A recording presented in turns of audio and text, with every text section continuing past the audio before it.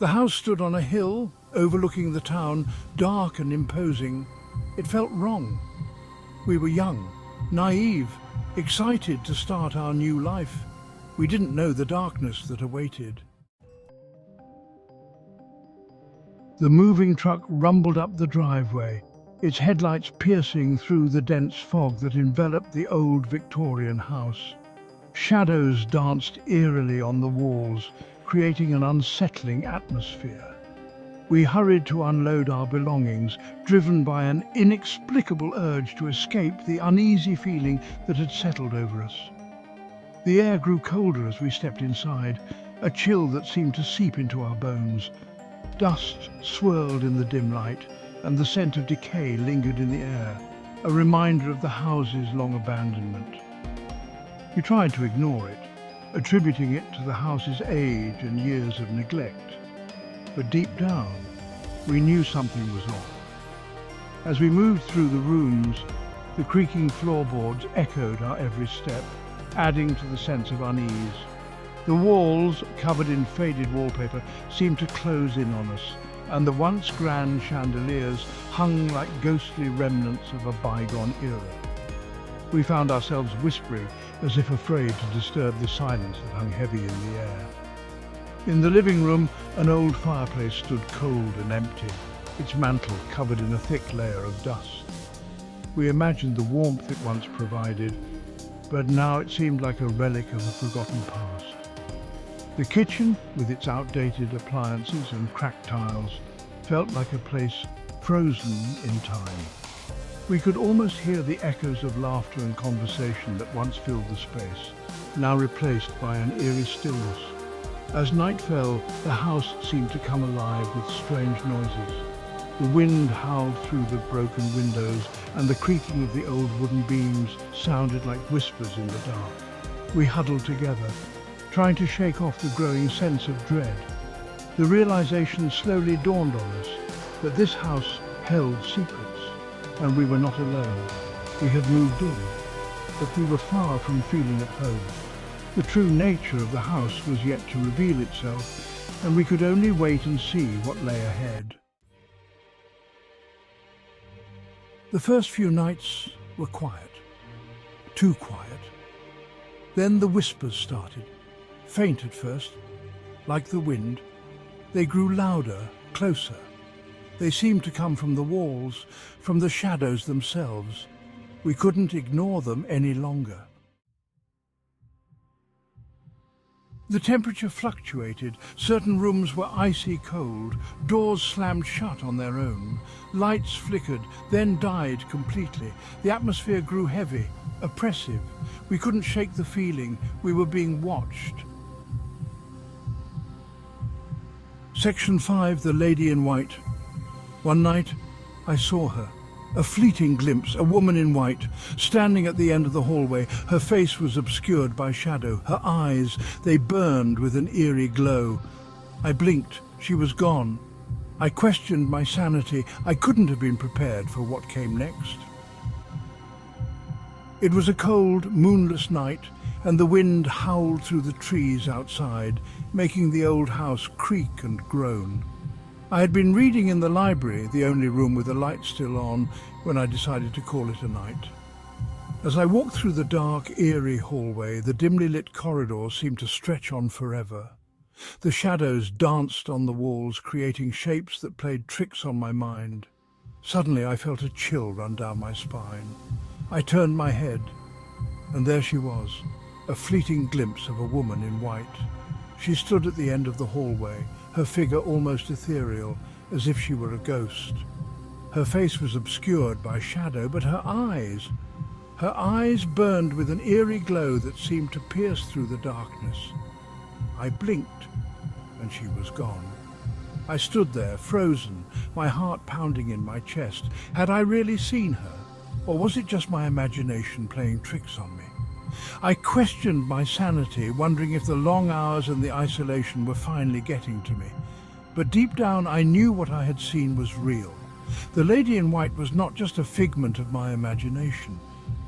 She was something more, something otherworldly, and I couldn't have been prepared for what came next. Over the next few days, I couldn't shake the feeling that I was being watched. Every time I walked down that hallway, I felt her presence. It was as if she was always there, lurking in the shadows, waiting for the right moment to reveal herself again. I started to do some research, trying to find any information about the history of the house and the mysterious woman in white. I discovered that the house had a dark past filled with tragedy and loss. There were stories of a woman who had died under mysterious circumstances, her spirit forever trapped within the walls of the old mansion. The more I learned, the more I realized that the lady in white was not just a ghost, but a restless spirit seeking something or someone. And I couldn't help but wonder if I was the one she was looking for. As the days turned into weeks, the sightings became more frequent. I would catch glimpses of her out of the corner of my eye, always just out of reach. Her presence became a constant in my life, a haunting reminder of the unknown. I knew I had to find a way to communicate with her, to understand what she wanted. But the more I tried, the more elusive she became. It was as if she was playing a game, leading me deeper into the mystery of her existence. And so, my journey began. A journey to uncover the truth about the lady in white, and to find a way to bring peace to her restless spirit. Little did I know, this journey would change my life forever. Section 6. The Attic. The whispers led us to the attic. We hesitated. Fear tightened its grip. We had to know. The door creaked open. Dust filled the air. A single ray of light pierced the darkness. It illuminated an old mirror covered in cobwebs. It was calling to us. Section 7. The Unveiling. We approached the mirror. Our breaths caught in our throats. The air grew thick. We could barely breathe. I reached out, my fingers trembling. I brushed away the cobwebs. The mirror shimmered. Then it revealed its secret. Our reflections were gone, replaced by something else, something sinister. Section 8. Trapped. Panic surged through us. We turned to flee, but the door slammed shut. The windows were gone, sealed by an unseen force. Laughter echoed around us, cold and cruel. We were trapped, with whatever evil lurked within the mirror. Section 9. Escape. We scrambled for an escape, pounding on the walls, screaming for help. But it was no use, we were alone. The room was pitch black, the only light coming from the faint glow of our phones, which were quickly dying. The air was thick with fear and desperation. We could hear each other's frantic breaths, the sound of our hearts pounding in our chests. The walls felt like they were closing in on us. Every second felt like an eternity. We tried to stay calm, but the panic was overwhelming. We shouted for help, hoping someone, anyone would hear us. But it was no use. Our voices echoed back at us, mocking our efforts. Then, as quickly as it began, it stopped. The laughter that had been haunting us faded into silence. The air grew still, almost suffocating. We held our breath, waiting for something, anything to happen. The silence was deafening, more terrifying than the noise. Suddenly, a window shattered. The sound was like a gunshot in the quiet room.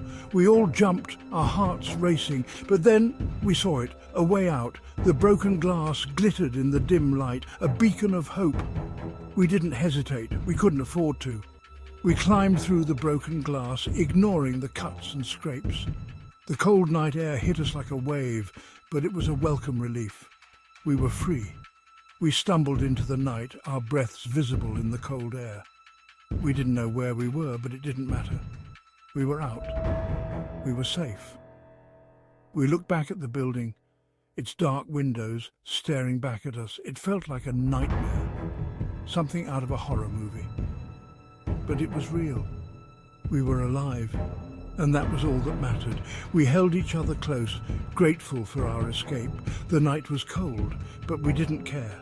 We had made it out. We had survived. Section 10. The Lingering Dread.